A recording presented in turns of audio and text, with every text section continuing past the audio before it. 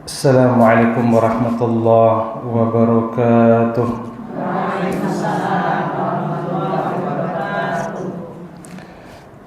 Alhamdulillah hamdan katsiran thayyiban mubarakan fih kama yuhibbu rabbuna wa yardah. Ashhadu an la ilaha illallah wahdahu la syarika lah wa ashhadu anna Muhammadan abduhu wa rasuluh. Allahumma salli wa sallim wa barik ala nabiyyina Muhammad wa ala alihi wa sahbihi wa sallam.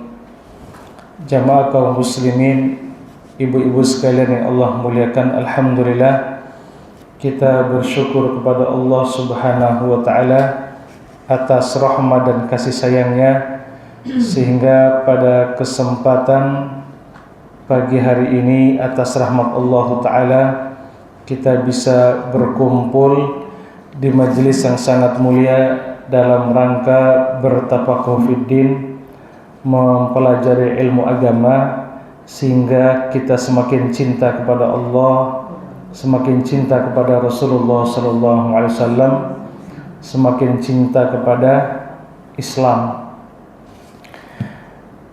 Pada kesempatan ini insyaallah taala kita akan membahas sebuah tematik yang berjudul mengatasi sihir dan ain. Berarti kalau bahasanya mengatasi, bagaimana berusaha menanggulangi, membentengi, sekaligus kalau udah kena sihir dan ain, bagaimana cara menyembuhkan. Kalau bahasanya mengatasi. Walaupun judul kemarin adalah judulnya ada yang cara membentengi. Nah, kalau mengatasi berarti dua. Cara membentengi sekaligus cara untuk menyembuhkannya. Nah, jemaah sekalian, mungkinkah hari ini masih ada sihir dan santet? Justru semakin semarak, semakin banyak. Qadarullah, hari-hari saya menangani kasus persantetan, sihir dan ain. Ya, dari kemarin pun habis setiap hari. Yang sering kita ruqyah itu para syekh, ulama-ulama dari Madinah, dari Mekah pun banyak kena. Dan ustadz-ustadz di Indonesia pun juga banyak yang kena. Namanya ketika jadi pejuang-pejuang Islam, menjadi pendakwah, berisiko kan gitu. Namanya menyampaikan kebenaran, menyampaikan al-haq itu sejak zaman Nabi sampai di akhir zaman nanti pasti akan dimusuhi. Sebagaimana awal mula Nabi SAW pertama kali dapat wahyu, disebutkan dalam Sahih Bukhari, keluar dari Gua Hira, Nabi melihat sosok makhluk antara langit dan bumi. Nabi pun nggak tahu itu Jibril. Ketakutan Nabi SAW pulang ke rumah dan mengatakan kepada istri beliau, "Zammiluni, selimuti aku." Rasul menggigil. Nah, gimana caranya menghadapi orang yang kena mental? Rasul pada situ ketakutan. Khadijah, peranan seorang wanita soleha, beliau tidak bertanya kenapa, ada apa. Langsung Khadijah mengatakan, engkau orang baik, engkau adalah laki-laki yang soleh. Seluruh orang Arab tahu bahwa engkau dikasih label Al-Amin. Gak mungkin Tuhanmu mencelakaimu. Engkau orang baik, engkau orang soleh. Nah, cara ibu-ibu mengatasi kalau anaknya lagi drop, lagi down, hindari ngejas, menyalahkan. Hindari seperti itu. Caranya adalah dipeluk, disupport sistem. Engkau orang baik, wahai nak, kamu wanita soleh, kamu anak baik kok. Gitu. Caranya seperti itu. Bagaimana Khadijah dulu. Nah, pada akhirnya Nabi SAW pun lebih semangat. Kemudian dikenalkan dengan seorang pendeta ternama, ahli kitab. Beliau mengatakan, setelah cerita tadi, oh itu Namus, Jibril berarti kamu adalah seorang nabi. Karena ada dalam kitab beliau, andaikan aku masih hidup, saya yang akan membelamu. Tidaklah engkau bawa suatu kebenaran kecuali akan dimusuhi oleh kaummu. Maka kata omnya Khadijah radhiyallahu anha, saya akan menjadi orang yang pertama kali membelamu. Maksudnya beliau tahu bahwa ini membawa kebenaran. Jadi orang yang pendakwah itu beresiko, karena menjelaskan suatu kebenaran, menjelaskan kebaikan kepada umat ini, banyak yang terima dan banyak menolak. Makanya para ustadz itu banyak yang disantet, disihir, itu biasa. Ya, kebetulan saya suka nanganin syekh dari Makkah Madinah sama. Rasulullah SAW pun disantet, disihir sampai Nabi lumpuh 3 hari. Nabi lumpuh berapa hari, Bu? 3 hari, tidak bisa bangun. Turunlah wahyu bahwa Nabi disantet oleh Labid bin Al-Som, seorang Yahudi yang pembenci dakwah Nabi. Jadi yang menyantet siapa? Pasti pembenci dakwah. Makanya ibu-ibu di rumah dimanapun berada pasti akan dibenci di saat ibu baik. Kalau ibu jahat terkadang gak dibenci karena sohibnya setan gitu. Temannya setan ngapain dibenci? Iya gak, Bu? Nah, justru yang dibenci adalah membawa kebaikan kepada. Nah, cuma semuliakan, kalaupun entahkah kena sihir, kena aib, bukan berarti aib. Bukan berarti aib. Karena Nabi pun kena santet sampai lumpuh 3 hari. Turun wahyu ternyata disihir oleh siapa? Labid Ma'sum. Rambut Nabi diambil 11 helai, taruh di sumur. Kemudian turun wahyu, ya Rasulullah, Anda kena sihir. Kemudian Nabi SAW memerintahkan Abu Talha dan Ali bin Abi Thalib mengangkat buhul itu, sihir itu. Setelah diuraikan, dibacakan ayat cara mengatur sihir itu gitu. Baru seketika Nabi SAW sembuh tuntas. Buhul itu wasilah sihir. Nah, jamaah semulia kan? Ini berkaitan dengan para ustadz, para syekh, bahkan Nabi pun terkena santet. Seluruh ulama Ahlus Sunnah sepakat, karena ini Sahih Bukhari meyakini memang Nabi kena sihir. Nabi kena sihir bukan berarti semata-mata Nabi lemah, tetapi Nabi memberikan contoh. Kalau kena santet itu, oh caranya gini, maka turunlah surat Al-Falaq An-Nas. Maka ibu-ibu kalau mengobati si santet, bacalah surat Al-Falaq An-Nas, Al-Ikhlas, Al-Falaq An-Nas. Baik. Nah, sekarang kembali ke judul. Judul tadi apa, Bu? Mengatasi sihir dan ain. Nah, akan kita bahas ini di buku yang saya tulis. Kebetulan qadarullah saya tidak membawa bukunya. Saya salah satu penulis buku ya. Buku judulnya adalah Sembuh dengan Ruqyah. Cara sunnah mengatasi sihir dan ain. Kenapa dinamakan cara sunnah? Waalaikumsalam. Al-Islam huwa sunnah. As-sunnah hiya Islam. Islam itu adalah sunnah. Jadi cara berislam kita berdasarkan sunnah Nabi Sallallahu Alaihi Wasallam. Karena ada yang Islam versi Nusantara, ada Islam liberal, ada Islam macam-macam. Kita berislam berdasarkan akidah Ahlussunnah wal Jamaah. Baik. Nah, jemaah semuliakan. Nah, sekarang kita lihat sihir tadi. Sihir itu dalam bahasa Arab sahara yashiru sihron. Artinya sesuatu yang halus, lembut. Halus, lembut. Ini saya tidak menjelaskan panjang lebar, Bu, karena ini waktunya singkat. Nah, halus, tapi efeknya tajam. Bisa orang itu mau terbunuh, bisa lumpuh, bisa sakit, bisa lupa ingatan, bisa cerai-berai antara suami istri, bisa tidak punya anak, bisa susah dapat jodoh, bisa rizkinya ditutup dengan sihir itu. Itu hari-hari yang saya tangani itu. Hari-hari yang saya ketemu. Jadi jemaah sekalian muliakan. Nah, sihir itu ada nggak dalam Islam? Dalam Al-Quran surat Al-Baqarah ayat 102 jelas.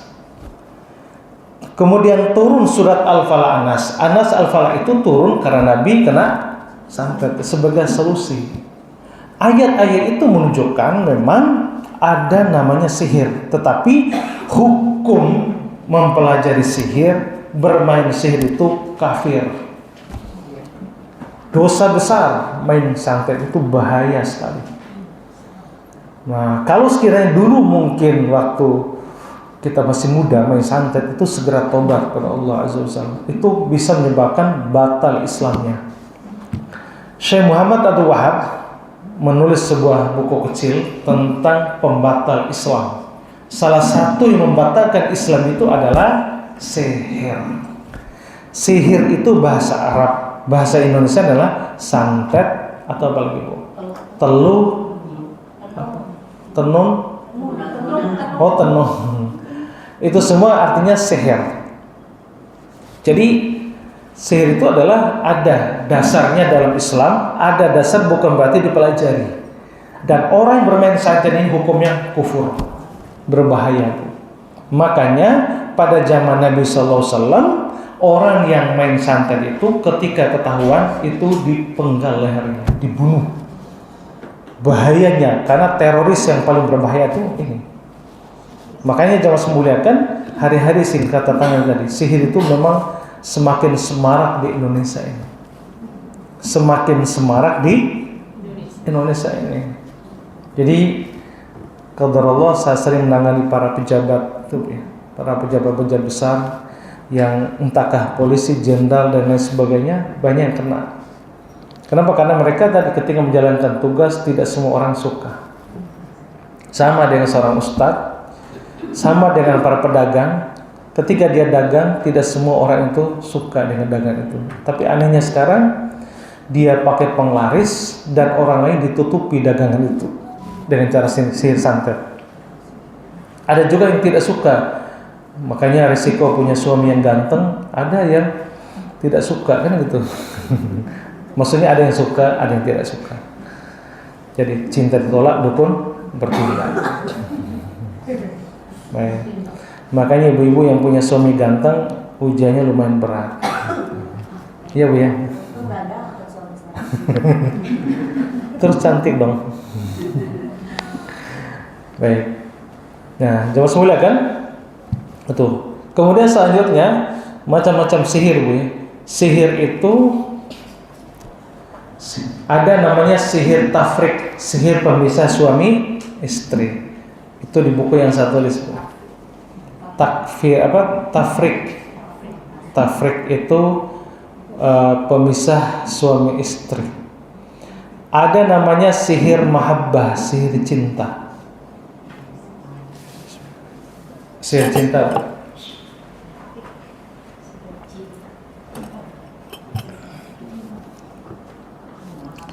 Nah, kalau tafrik tadi pemisah suami istri biasa di sini Bu. Sini di muka, di wajah, biar pasangannya melihat serem. Kalau suami melihat istrinya, padahal istrinya cantik, tapi kayak nenek-nenek, padahal belum nenek-nenek. Gitu. Terus di daerah pinggang, hasrat ke pasangannya kurang. Terus kalau ibu-ibu biasanya daerah dada, biar dikekang di sini. Efeknya nanti kalau nggak dikeluarkan seperti bisa kanker payudara atau tumor payudara. Kebanyakan tumor kanker itu berawal dari sihir. Kebanyakan yang menurut pengalaman saya. Kemudian di pinggang hasratnya dimatikan. Makanya melihat istri kayak nenek-nenek, tapi melihat tetangga ternyata kayak bidadari, padahal jauh lebih cantik istri daripada ya orang tadi. Namanya kemudian sihir mahabbah, sihir cinta tadi. Sihir cinta ini membuat dia gila. Nah, jadi sihir cinta itu ada seseorang yang memang disihir agar dia mencintai dia. Makanya waspada terhadap para suami yang beberapa oknum Yang di luar sana berusaha ingin dekat dengan suami. Apalagi suaminya dua, ada yang good looking, ada yang good rekening. Good looking, good rekening. Nah, ada yang good looking, walaupun nggak good rekening dia. Nah, good looking tadi terkadang dia yang membeli laki-laki itu kasusnya banyak. Tapi ada yang tidak good looking, tapi dia good rekening. Dia akan berusaha dekat dengan cowok itu. Nah, berusaha nanti seperti itu. Pada akhirnya dia mencintai. Kalau mau makan ingat si dia, mau mandi ingat dia. Sampai ada seseorang jamaah kita, ibu ini nggak dekat sih. Dia tuh nggak pernah macam-macam. Dekat dengan seseorang, bukan dekat, dia kasih kepercayaan untuk mengurus sesuatu hal. Nah, bapak ini dia seorang bule. Bapak ini boleh nggak saya ambil rambutnya, dengan bahasa bulenya sebagai kenang-kenangan. Dia tanpa disadari dia ambil, boleh. Nah, setelah itu dia wasilah sihir yang paling ampuh itu rambut. Maka rambut ibu di mana itu dia ambil, itu lebih efektif. Nabi pun terkena santet itu menyihir dengan apa? Rambut Nabi. Rambut Nabi. Nah, efektif sekali ya rambut. Akhirnya ibu-ibu ini jamaah kita ini keingat dia, Ustaz kok lucu, saya tidak pernah jatuh cinta dengan cowok, saya fokus ke suami saya. Kenapa akhir ini kangen berat sama dia? Iya, mau makan ingat dia, mau minum ingat dia, mau mandi ingat dia, mau ngapain ingat dia. Iya, sampai bergejolak, rasa rindu, kangen yang luar biasa. Saya tidak pernah begini, kenapa Pak Ustaz? Nah gitu. Pada akhirnya kita ruqyah, walhasil ruqyah keluar muntah-muntah. Akhirnya terjadi dialog jinnya itu. Memang karena pingin ibu ini. Dan bahasa yang saya tidak pahami. Kalau bahasa Inggris, jin ini nggak bisa bahasa Inggris, nggak bisa bahasa Arab. Karena bule itu bisa bahasa itu dia. Padahal bule ini punya istri juga, dan ceweknya banyak. Nah, jemaah sekalian kan, walhasil tadi ibu bilang, kalau saya diruqyah Ustadz, kira-kira terasa nggak bagi orang yang mengirimnya, yang pelet saya? Kemungkinan iya. Kalau nggak muntah darah, masa ICU. Ternyata benar, sorenya, malamnya masa ICU dan muntah darah. Itu resikonya kalau main santet dan sihir. Itu bahaya tuh. Nah itu tadi sihir cinta. Kemudian namanya sihir tamrid. Tamrid itu sihir agar sakit-sakitan. Sakit-sakitan. Kalau sakit kan wajar aja. Setiap orang pasti sakit kan, Bu. Sakitnya ada dua. Ada sakit jiwa, ada juga sakit fisik. Terkadang matanya. Ada kemarin ibu-ibu udah setahun dia buta. Nah ketika dibacain ayat, ada ustazah juga, dia pengajar Quran, saya tiup di mata, tadi kan nggak bisa lihat, lah kok kelihatan Ustaz, tadi enggak. Ternyata jinnya banyak di sini.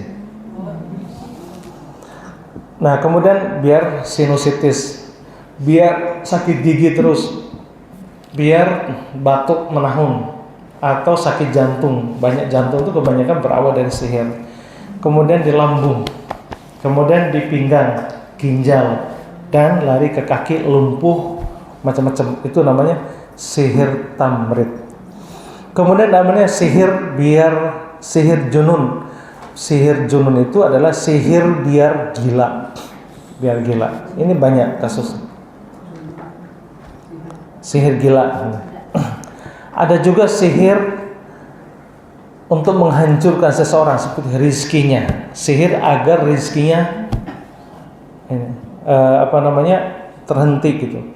Karena rezeki itu setiap orang sudah diatur Allah. Mungkinkah sihir itu bisa menghentikan rezeki? Sangat mungkin.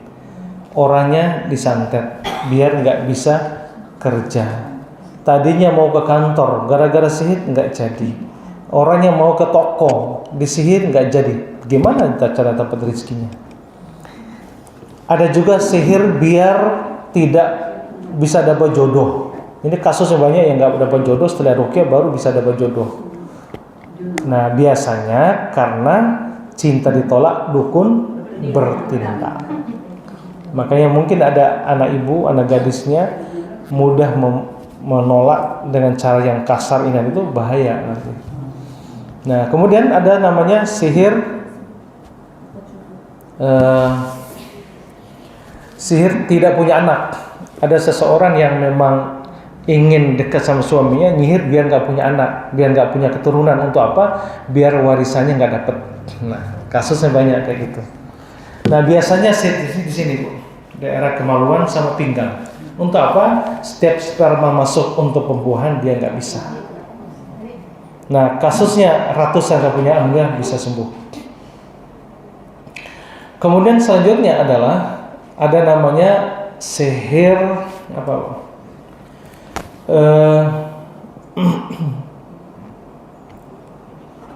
Yaitu diantaranya jenis-jenis sihir ya Bu. Nah, kemudian selanjutnya kalau sudah kena santet, apa efeknya? Gitu. Efek kita tadi tergantung tadi Bu.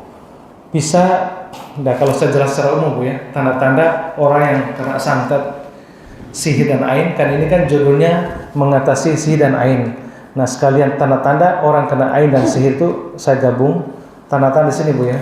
Kalau di kepala sini, di sini. Tanda-tandanya suka piktor, pikiran kotor. Di sini. Kemudian suka overthinking. Overthinking yang nggak perlu dipikirkan. Nah, di sini Bu. Kemudian di kepala suka migrain, suka sakit kepala. Kalau sakit kepala karena tanggal tua itu wajar. Sakit kepala besok ada tagihan itu wajar. Iya Bu ya. Nah, tanpa sebab, langganan setiap bulan ya. Kalau setiap bulan sakit kepala, nah itu indikasinya kemungkinan bisa kena gangguan jin, sihir atau ain. Kemudian selanjutnya suka blank, nggak fokus. Nah, blank nggak fokus. Kemudian selanjutnya sering sakit suka sempoyongan.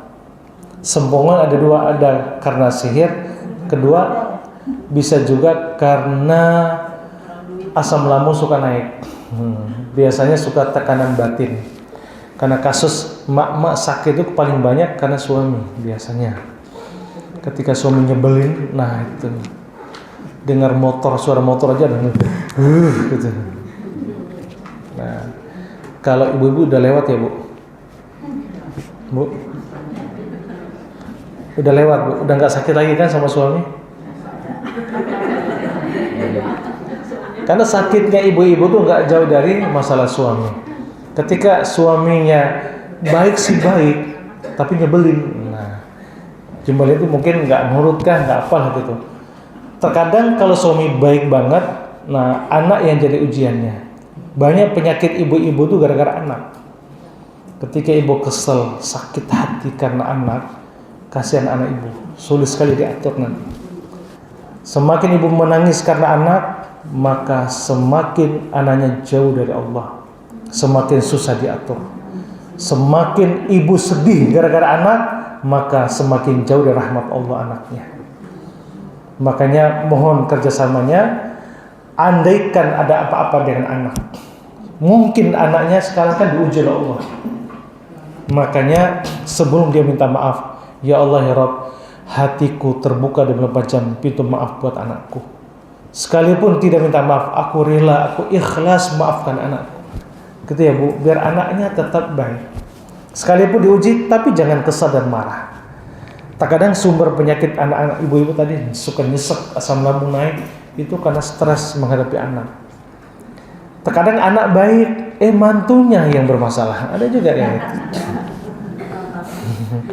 Nah, biasanya mantu tuh sering seberangan dengan mak-mak, biasanya itu mantu cewek biasanya. Mantu cewek. Kalau mantu cowok biasanya bestie gitu ya. Mantu cewek biasanya. Kalaupun mantunya baik, terkadang iparnya. Nah, ipar pun tuh biasanya ipar cewek juga biasanya. Saya tanya semua ibu-ibu tuh yang paling bikin kesel siapa? Itu ipar. Saya tanya iparnya cewek atau cowok? Saya yakin cowok cewek ya. Iya, kok usah tahu? Ya, biasanya yang suka nyebelin kan sama-sama cewek. Baik. Terkadang iparnya baik, nah mertuanya nyebelin. Ada kayak gitu. Kalau ibu-ibu sudah lewat ya Bu. Nah itu. Nah selanjutnya kaitan dengan masalah sihir ya Bu. Nah itu tanda-tandanya. Kemudian selanjutnya di daerah tadi sini ya Bu, kepala sini. Nah ini sering sempoyongan biasa di sini. Oksigen aliran darah kepala tuh nggak lancar di sini. Ditahan sama jin di sini. Kemudian selanjutnya kaku, sering leher kaku, terus mager, malas gerak. Kalau malas gerak itu biasanya jin di sini. Terus gampang marah di sini. Dikit-dikit marah.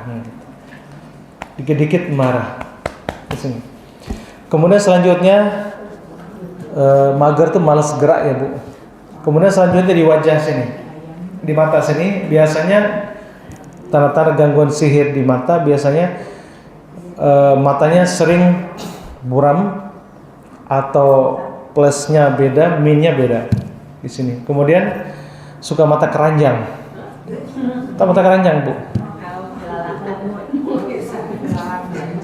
Melihat istrinya kayak enek, muntah, mual, tapi lihat yang salin istri padahal istrinya cantikan daripada orang itu.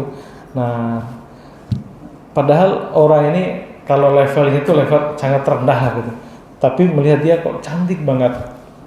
Itu kemarin salah seorang ibu-ibu WA ke saya, dia seorang direktur, Ustaz kenapa ya suami saya tuh melihat saya muak, padahal ibunya cantik. Tapi melihat tetah itu pembantu tuh, naudzubillah, lihat dia tuh kayak bidadari gitu. Kebetulan saya kenal orang ini. Nah, jemaah semuliakan, ternyata itu dipelet sama si cewek itu. Nah, kemudian selanjutnya tanda-tanda di desa itu, sering sinus biasanya, nggak sembuh-sembuh.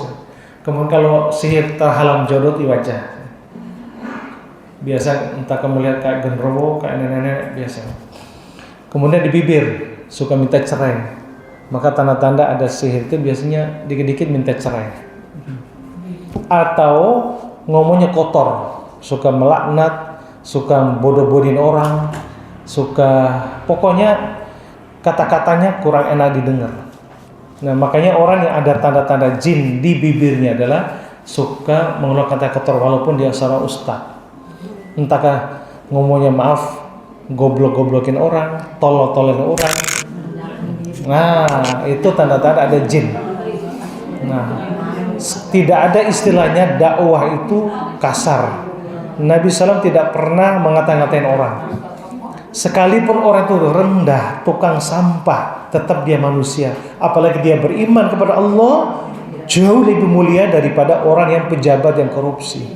Kan gitu. Profesi itu yang penting halal, insya Allah tetap gak ada masalah.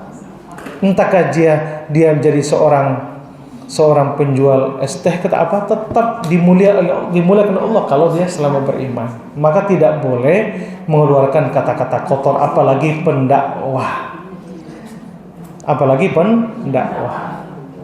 Nah ini di sini biasanya tanda-tanda ada jin di bibir adalah suka mengeluarkan kata-kata yang kasar, kotor, mencaci maki, menyakitin orang di sini. Kemudian selanjutnya tanda-tanda jin di sini adalah sering batuk. Batuk ini kalau sebulan wajar gitu.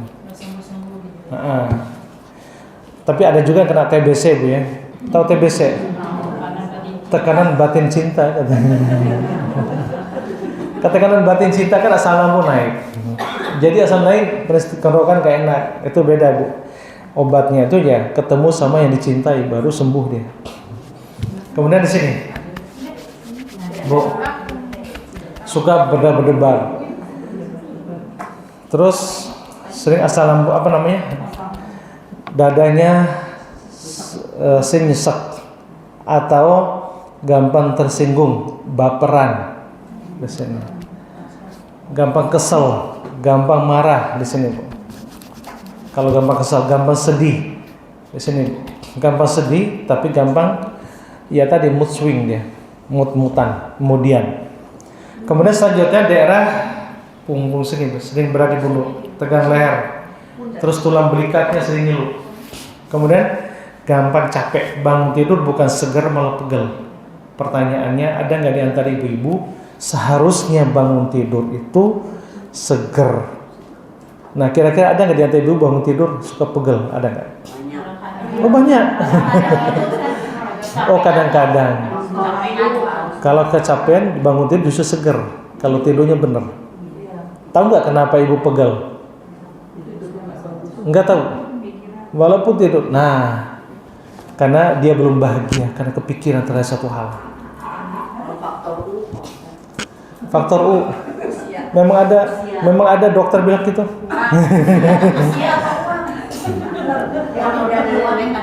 Biasanya kalaupun faktor usia nenek-nenek itu berarti nenek-nenek belum bahagia.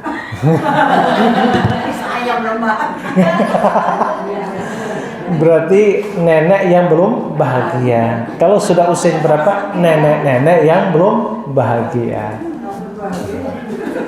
Coba aja Bu, ketika ibu tenang, nggak kepikiran apa, relax. Andai kan ada nyakit ibu, maafin. Tidurnya pasti nyenyak. Tidurnya bangunnya tuh seger.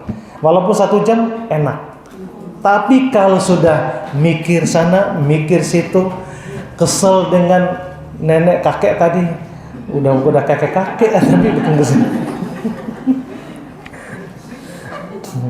Nah, pasti pegel. Jadi menurut pengalaman saya suka tangan itu, ya hari-hari itu sering pegel bangun tidur karena kesel dia. Kesel dengan keadaan, nggak terima dengan takdir yang Allah berikan. Jadi berusaha berdamai dengan seluruh keadaan. Ya Bu ya, berdamai dengan seluruh keadaan.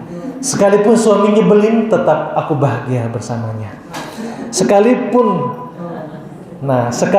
anaknya gimana-gimana, tetap aku bahagia bertemu anak dan cucuku. Sekalipun iparnya nyebelin, tetap aku tenang. Sekalipun tetanggaku nyebelin, tetap melihat tetangga tetap tenang. Bisa nggak Bu kayak gitu?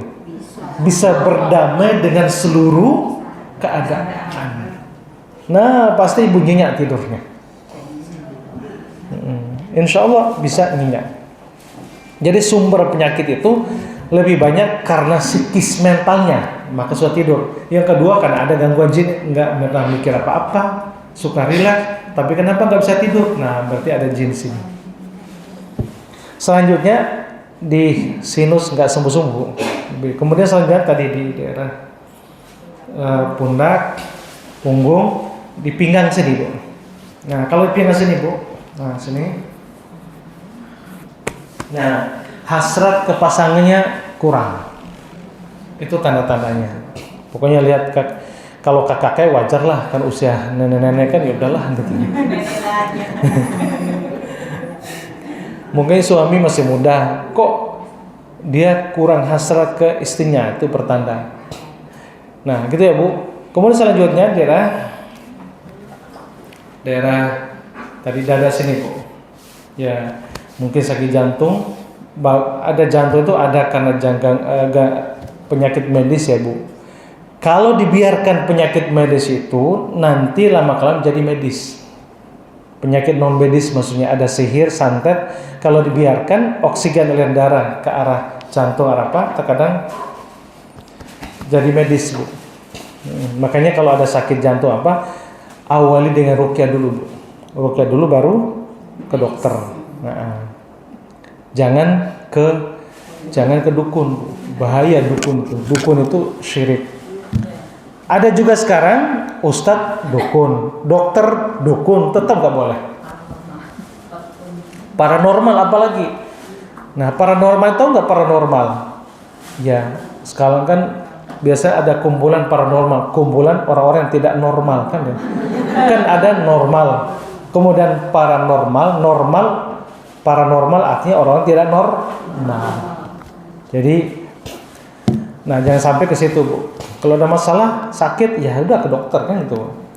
Sebelumnya diruqyah dulu, biasanya biar sejalan antara ruqyah dengan medis atau herbal atau bekam atau akupuntur dan lain. Selanjutnya tanda-tanda gangguan jin daerah tadi mana, Bu? Ini, Bu, cancer. Entah kanker payudara itu kebanyakan hasrat. Jadi kalau ibu-ibu ketika dekat sama istri suami kayak merasa risih, nah itu pertanda ada jin dari sini. Kan seharusnya nyaman di dekat suami, kok ini risih dia. Nah, itu berarti pertanda ada gangguan jin. Kemudian di perut, tanda-tandanya ada jin di lambung adalah setiap ibu habis wudhu, sedang mau sholat, pingin kentut. Nah, itu tanda. Pernah merasakan seperti itu nggak, Bu? Kalau sering berarti ada jin di lambungnya. Dari mana sumbernya? Bisa kena sihir, bisa kena santet, apalagi yang hobi kuliner.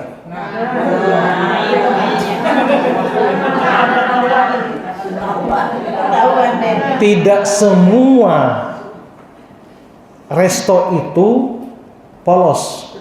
Makanya ibu-ibu kalau makan di resto yang muslim.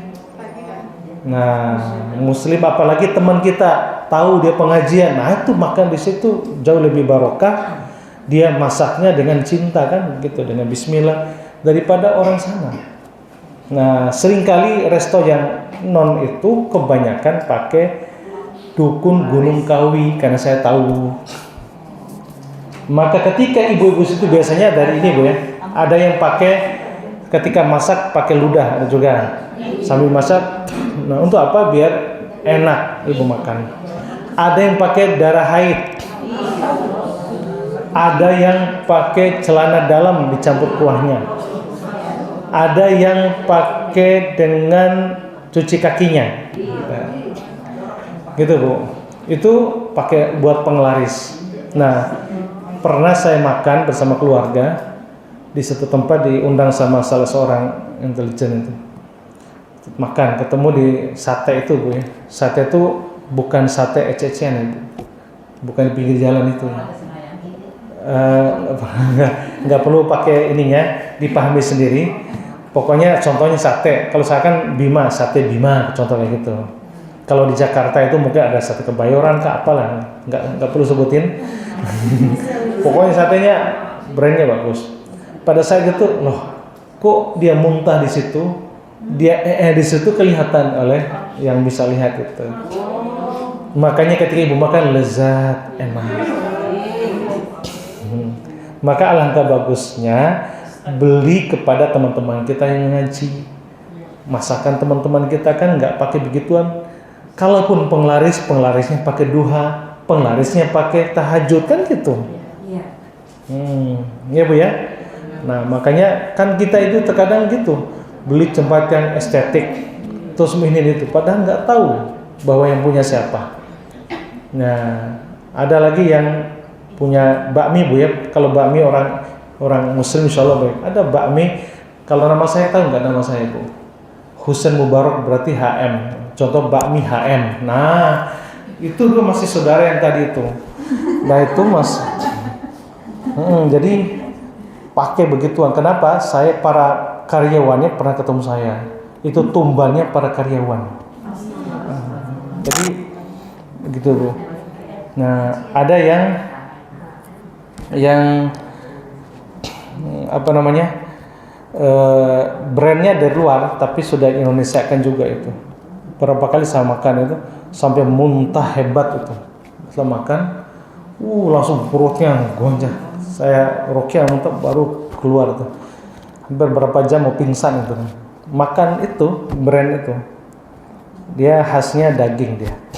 Jadi sumpahnya di antaranya brand itu kayak ini lah, nggak usah sebut ikan ini live. Nanti kena undang-undang IT itu. Undang-undang IT. Jadi sering sekali orang-orang yang tadi yang tidak berakidah yang benar seringkali pakai penglaris. Bahkan mereka mengatakan kalau kami nggak pakai penglaris nggak bisa hidup. Karena mereka ya non, gitu ya Bu.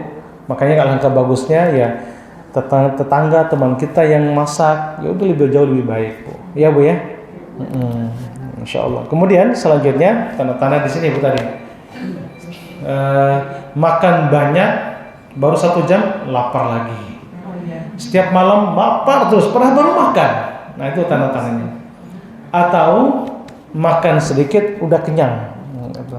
Ya, makan banyak cepat lapar, makan sedikit kenyangnya ini luar biasa. Selanjutnya tanda-tandanya di daerah sini Bu, daerah rahim. Dan laki-laki biasanya daerah kemaluan sini itu setiap ketemu istrinya kalau mau jihad sama istrinya letoy dia. Belum perang sudah letoy. Nah, tahiyatnya nggak bagus. Nah, gitu. Paham ya Bu? Nah, adalah. Nah, gitu. Nggak bisa nunjuk. Nah, gitu nggak bisa nunjuk. Atau dia lagi mau jihad tiba-tiba, nah, atau sedang berjihad, sedang ibadah, belum apa-apa baru assalamualaikum, waalaikumsalam. Nah, selesai. Nah, itu tanda-tandanya. Itu tanda-tanda ada jin dari sini. Biasanya ada cewek yang enggak ridho atas kebahagiaanmu. Aku akan merusak kebahagiaanmu. Aku tidak ridho engkau bahagia dengan dia, gitu biasanya. Kemudian dari sini ya Bu, itu efeknya kalau ibu-ibu kanker serviks. Kebanyakan awalnya kanker serviks di situ. Kemudian sering pendarahan. Kemudian keputihan yang nggak wajar. Keputihan nggak wajar itu seringkali gangguan sihir. Kemudian selanjutnya ketika hubungan di sini Bu, perih nggak nyaman. Kan nggak mungkin perih. Allah ciptakan lakinya kayak gitu, perempuan kayak gitu. Ketika ibadah seharusnya nyaman dong, tapi ini enggak. Itu pertanda sihir. Maka sebaiknya ibu ruqyah gini, baca Al-Falaq ini usap di sini untuk menghindari kanker serviks. Nanti keluar lewat dia kemaluan, entah lewat pipis atau lewat angin dari sini. Bisa ya Bu daerah sini. Kemudian selanjutnya daerah kaki. Tanda-tandanya sering kesemutan. Lagi duduk pengajian kesemutan. Dari tadi udah bolak-balik kakinya. Terus lagi tidur kayak suka kram. Pernah nggak Bu? Lagi tidur kayak kram. Siapa Ibu? Tergantung. Suka kesel Ibu? Suka pegal di pundak nggak? Jadi ada dua Bu. Ada yang kram karena memang karena medis, mungkin kurang vitamin apa menurut dokter. Tapi ada kram, ini terpenuhi semua vitaminnya, tapi kram. Berarti bisa juga karena sering gergetan ketika nggak sesuai ekspektasi keinginannya ke suami, gitu. Ada kayak gitu nggak? Itu masalah. Termasuk ibu ya? Asal kamu suka naik nggak? Pernah? Asal kamu suka naik? Dulu ya? Oh sekarang udah bahagia berarti alhamdulillah. Jadi sebenarnya sih kalau lihat satu-satu kelihatan mana ibu yang bahagia ada yang tidak bahagia. Nah, nggak normal Bu. Bukankah Allah ciptakan ibu untuk bahagia? Allah ciptakan ibu untuk tenang. Allah ciptakan untuk sehat. Kenapa harus sakit? Kenapa harus goncang? Berarti ibu yang mau goncang kan? Makanya apapun persoalan suami, bodoh amat. Saya tidak mau stroke gara-gara dia. Saya tidak mau sakit gara-gara dia. Saya akan melayani dengan baik sebagai seorang istri. Kalaupun kurang-kurangnya aku maafin, aku ridho. Gitu. Bisa nggak Bu? Saya nggak mau sakit gara-gara tetangga. Nggak mau sakit gara-gara ipar. Gitu. Kalaupun anak nyebelin tadi, nggak perlu melibatkan perasaan. Makanya penyakit itu sumbernya karena ibu terlalu larut perasaanmu. Kalaupun mencintai suami, jangan berlebihan, jangan sampai ngebucin, menjadi budak cinta. Layani dengan baik aja sebagai status sebagai saya istri, aku menjadi istri yang paling bahagia, menjadi ibu yang paling bahagia, menjadi nenek yang paling bahagia. Gitu ya Bu. Nah insya Allah hal-hal yang bersifat penyakit akan berkurang dan hilang nanti insya Allah. Bisa ya Bu, bagi yang sudah nenek-nenek, aku menjadi nenek yang paling bahagia. Iya Bu ya. Kalau sekiranya pun ibu yang mungkin entah kayak Mahmud Abbas, atau Mahmud Abbas mungkin janda tapi Mahmud Abbas mama muda berana soto, bahagia dengan itu. Tidak harus kayak saya nggak punya suami, mungkin aku lelah, nggak perlu begitu. Ya Allah Maha tahu apa yang terjadi buat kita dan ada hikmahnya. Cuman kita nggak tahu ada hikmahnya apa. Bisa ya Bu, mulai hari ini ibu bahagia selalu. Jin itu sulit sekali masuk kepada orang yang bahagia, orang yang tenang. Bisa Bu? Tapi jangan seolah-olah bisa senyum. Nah biasanya dari orang Jawa Tengah, Jawa Timur kan selalu tuh, tak apalah hatiku hancur, yang penting aku bahagia. Bisa senyum, tapi di sini kesenang, nggak perlu begitu. Bisa ya Bu, maafin aja. Nggak perlu nyesek lagi. Ya namanya hidup pasti ada ujian, tapi bagaimanapun keadaannya, aku tetap bahagia di atas masalah. Bisa Bu, bahagia di atas masalah. Insya Allah. Jin nggak sulit sekali masuk. Insya Allah semua pasti akan berlalu. Badai pasti akan berlalu. Yakin Allah akan selalu bersama ibu-ibu. Allah sangat sayang kepada hamba Allah yang soleh dan beriman. Ya Bu ya. Ya mulai sekarang aku tetap bahagia dan tenang. Makanya kalau ada masalah datang ke pengajian, ya Bu ya. Bahagia dengan pengajian, bahagia dengan teman-teman. Ngapain mikirin dia?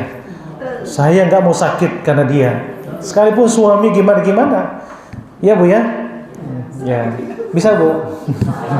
Insya Allah bisa. Baik. Selanjutnya di kaki Bu tadi kesemutan, kram atau bangun tidur seharusnya kan enak. Kok kakinya nggak enak? Kalau udah 30 menit baru enak. Nah itu tanda-tanda ada masalah di kaki, di lututnya. Nah apalagi ibu mungkin masih muda, dulu sakitnya di sini. Nah kalau udah senior kayak gini sakitnya di sini.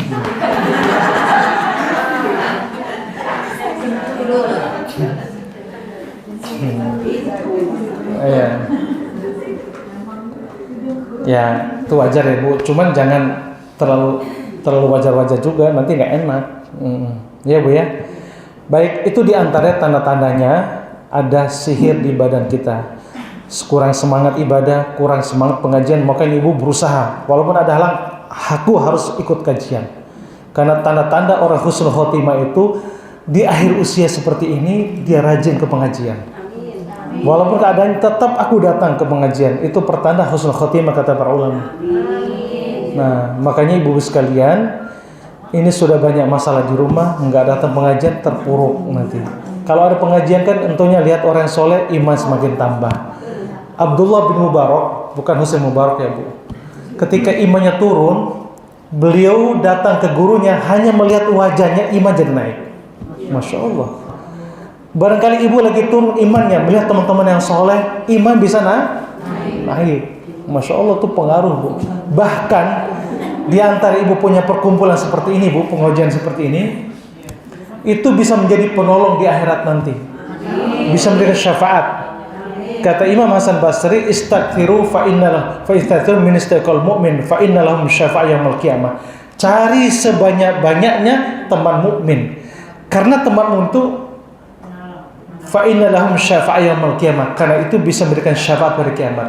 Andaikan salah satu ibu-ibu di sini yang Allah takdirkan masuk neraka, apa kata temannya? Ya Allah, ini temanku satu pengajianku, temanku satu umroh, satu baris untuk sholat. Saya saksikan dia ya Allah. Kata Allah apa dalam Sahih Muslim? Keluarkan dia. Ada lagi yang kalian kata ini ya Rasulullah, ini ya Allah. Masya Allah, itu begitu mulianya kalau punya komunitas pengajian yang benar. Bisa jadi pembela di akhirat nanti, Bu. Maka kata Umar bin Khattab, kalau punya teman yang baik, maka falyatamassak bi, pegang erat-erat sampai mati aku berteman dengan dia. Gitu ya, Bu. Itu luar biasa. Jadi itu pengaruh. Masya Allah. Jadi ketika punya teman yang soleh dan baik, kira-kira dapat teman yang baik di mana, Bu? Ya di pengajian. Kalau di pasar itu masih bisa berteman, ini dan itu masih bisa saling hujat. Nah gitu ya, Bu. Nah kata Nabi SAW, kalau kalian mencintai saudaramu, falyu'lin, ungkapkanlah, ana uhibbukum, saya mencintaimu karena Allah. Bukan LGBT. Walaupun sesama ibu-ibu, saya mencintaimu karena Allah, karena engkau orang soleh baik, aku mencintaimu. Kata-kata itu adalah disunnah kalau Nabi SAW mengatakan pada saudaranya, gitu. Sama dengan para sahabat dulu. Ana uhibbukum fillah, saya mencintaimu karena Allah, gitu, Bu. Ini bagian pada syariat. Salah satu sunnah Nabi SAW, kita menyampaikan pada saudara kita, saya mencintaimu, kan gitu. Ya itu diantaranya, Bu ya, pentingnya punya komunitas pengajian yang ahlu sunnah jamaah. Seperti ini harus dijaga, Bu, sampai akhir saya tetap ikut pengajian seperti ini. Walaupun ibu pengajian ada kalinya sekali-sekali tabligh akbar di mana. Tabligh akbar itu bagus, tetapi bukan menghasilkan ilmu yang banyak. Hanya motivasi melihat banyak. Tapi komunitas seperti inilah jauh lebih barokah, jauh lebih baik, saling kenal, saling bertukar pikiran, saling ini dan itu, Bu. Dan justru itulah menjadi penolong di akhirat nanti. Makanya jangan berpisah dengan teman-teman yang soleh dan baik. Ya, Bu ya. Baik. Nah, kemudian selanjutnya mengatasinya, solusinya itu kan tanda-tandanya. Solusinya seperti apa? Maaf, cara menangkal sekilas ya, Bu. Menangkal sihir dan ain adalah sihir dan ain. Satu, membaca zikir pagi dan petang. Ibu rajin nggak? Sekarang kan sudah mudah, tidak mesti harus beli bukunya. Kalau ada, alhamdulillah, tinggal di download di Play Store. Kalau yang iPhone ada juga, tulis zikir pagi dan petang sesuai sunnah, nanti keluar. Dibaca setelah sholat subuh dan dibaca setelah sholat asar. Siapa yang membaca setelah asar, Allah melindungi sampai pagi. Siapa yang membaca di pagi hari, Allah melindungi sampai sore hari. Ya. Jemaah semulia kan, itu dibaca, itu menangkal sihir dan itu baca itu. Kemudian selanjutnya adalah rajin ke majelis ilmu seperti ini, Bu.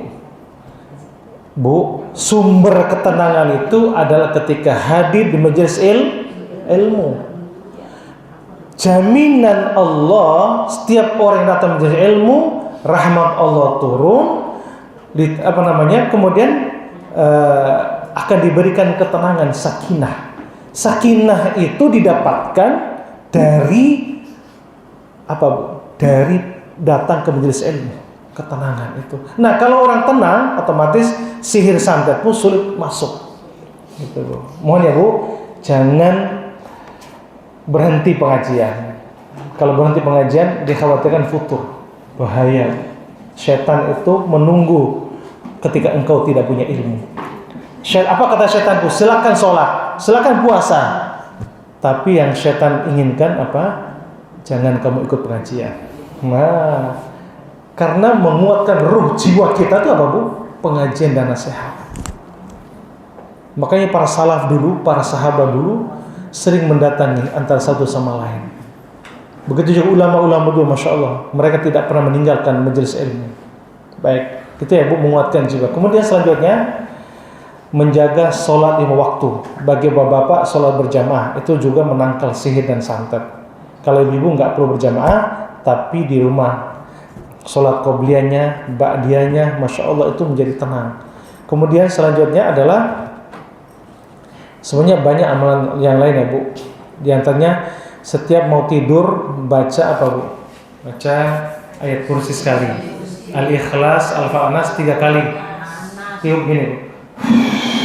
Baru usap min ro'si, kepala, wa wajhi, muka, baru seluruh badan sini, seluruh badan.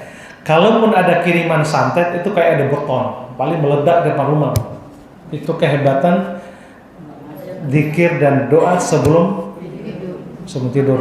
Kemudian kalau belum ngantuk baca zikir Fatimah. Tahu zikir Fatimah Bu? Zikir subhanallah 33 kali, alhamdulillah 33 kali, Allahu akbar 34 kali. Itu zikir yang diajarkan Nabi kepada Fatimah Zahra. Kata Fatimah anaknya, ya Rasulullah, berikan aku satu pembantu yang bantu di rumah. Rasulullah menyampaikan, mau nggak aku menginformasikan satu amalan, kalau kamu mengamalkannya pekerjaan rumahnya jadi ringan. Mau ya Rasulullah. Nabi menyuruh apa? Amalkan sebelum tidur zikir 33 kali subhanallah, alhamdulillah, Allahu akbar 34 kali, jadi 100. Nah, itu Fatimah mengamalkan ajaran khusus dari Nabi SAW.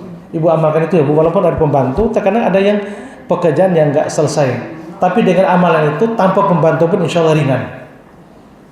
Allah memberikan kekuatan pada kita, rahmat Allah turun kan gitu. Kemudian selanjutnya, kalau belum ngantuk juga baca, boleh dapat tabarakalladzi, itu disunnah. Atau baca surat As-Sajdah, disunahkan setiap malam baca surat itu. Tapi kalau enggak, udah tidur aja. Nah, baru baca doa bismikallah apa Bu? Bismikallahumma. Nah, bismikallah tadi saya dengar ada ahya wa amut, ada bismikallah. Yang sahih itu adalah bismikallahumma amutu wa ahya. Itu yang sahih. Adapun bismikallahumma ahya wa amut itu hadisnya lemah, dhaif. Ibu terserah pilih mau yang sahih atau mau yang dhaif. Yang sahih dong. Nah, gitu Bu. Kemudian selanjutnya yang sebelum tidur katanya harus wudu, ya diawali dengan wudu. Itu disunahkan wudu Bu. Orang yang berwudu, siapa yang berwudu sebelum tidur sampai bangun tidur doanya mustajab. Maka Bu, sebenarnya banyak hal ya Bu. Boleh zikir-zikir yang lain Bu, baca yang lain. Nah, kemudian selanjutnya adalah sebenarnya sih masih banyak yang di buku yang saya tulis. Setidaknya Ibu baca tadi 2 ayat terakhir Al-Baqarah Bu. Kata Nabi SAW, man qara'a ayatan fi akhir surah Al-Baqarah kafata. Siapa yang membaca 2 ayat terakhir di surah Al-Baqarah, maka Allah menjaga diri dan keluarganya. Siapa yang membaca 2 ayat terakhir Al-Baqarah maka dicukupkan. Kata Ibnu Hajar, dicukupkan di sini adalah kalau ibu mau tahajud malamnya dibaca 2 ayat itu dicukupkan dengan 2 ayat itu. Artinya pahalanya. Kemudian Allah lindungi, dicukupkan itu dilindungi dari sihir santet. Andai ada kiriman santet, sihir, terlindungi dengan 2 ayat itu. Kata Nabi SAW. Maksudnya kata Ibnu Hajar berdasarkan pemahaman hadis yang sahih Muslim. Ya, amanah Rasul ya Bu. Boleh diawali dengan lillahi ma fis sama. Ya, dibaca habis maghrib boleh, habis isya boleh, intinya sebelum tidur. Itu baca. Kemudian selanjutnya adalah tidak kalah penting, yaitu ibu bahagia selalu, tenang. Jangan kesel, marah, dendam, kecewa, hilangkan itu. Bisa Bu? Bisa maafin semua orang yang pernah bikin kesel. Selama ibu masih kesal dan dendam, sulit untuk bahagia. Karena syariat ini dibangun di atas hati yang bersih. Allah memuji seorang, Allah katakan qad aflaha man zakkaha. Beruntunglah orang-orang yang selalu mensucikan hatinya. Maka tidak ada alasan syar'i, kan dia kan salah Ustaz, dia kan jahat harus kesel. Enggak ada dalilnya harus kesel. Justru kita harus baik kepada musuh. Harus maafkan orang yang memang melukai hati kita. Maka ibu-ibu, tidak ada cara yang terbaik untuk mengobati hati yang terluka kecuali maafkan dia. Bisa Bu maafkan dia? Bu, maafin semua orang yang pernah melukai hatiku. Karena aku berhak untuk bahagia, berhak untuk sehat. Ya Bu ya. Pokoknya jangan usah mikir lagi hal-hal yang bisa bikin ruwet. Hidup ini udah ruwet, maka diruwetin lagi. Ya Bu ya. Baik. Kira-kira itu diantaranya cara menangkal. Nah, kan judulnya tadi mengatasi. Nah, cara mengatasi gimana setelah menangkal dan lain-lainnya, yaitu harus ruqyah. Baik ruqyah mandiri ataupun dibantu ruqyah, kan gitu. Nabi aja pernah diruqyah oleh Jibril. Nabi aja pernah diruqyah oleh Aisyah. Jadi boleh nggak dibantu? Boleh. Terus boleh nggak kita meminta diruqyah? Ini terjadi khilaf kalangan para ulama.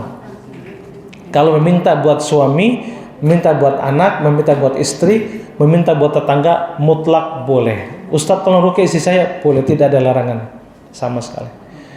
Tolong diruqyah pacar saya, maksudnya suaminya maksudnya, boleh.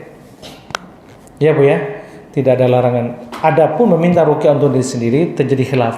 Ada semula mengatakan boleh, hanya saja mengurangi keutamaan. Apa keutamanya? Masuk surga tanpa hisab. Kalaupun dia minta ruqyah berarti harus masuk surga tapi lewat hisab. Itu aja bedanya. Tidak ada yang mengatakan haram, boleh. Cuma semuliakan, alangkah bagusnya ruqyah mandiri.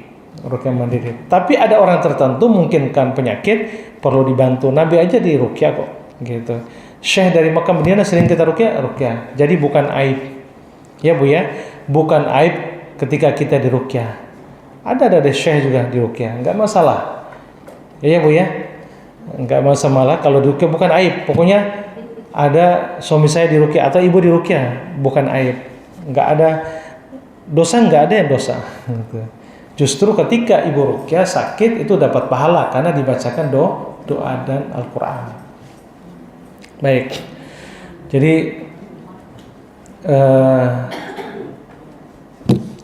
itu ya Bu, ruqyah mandiri. Nah, adapun teknik ruqyahnya adalah ada teknik ruqyah tanpa kesurupan. Maka lihat air putih, Ibu baca, entahkah Ibu baca di galon, mungkin barangkali suami udah mulai nakal, anaknya udah mulai nakal, baca di ruqyah, Ibu ruqyah, baca Al-Fatihah.